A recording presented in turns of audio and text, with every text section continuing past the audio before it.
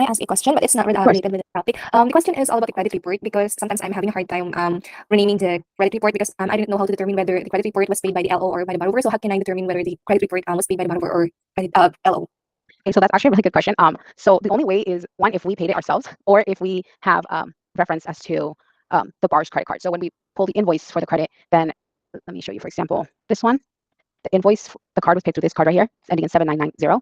When we look up the borrower's credit card, it matches this last four digits here. So there's really not a way to know by just looking at the credit report itself, unfortunately. Um, Yeah, so because I usually rename it that borrower paid.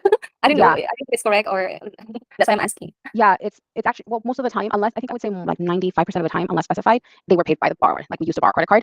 There's a Mhm, few instances here and there where the LO decides to pay for it. mhm. But I would say like this one, we did label it as LO paid. I would say that whoever pulled it should, because they're the one paying for it, should specify whether it was paid by the LO or paid by the borrower. And this is not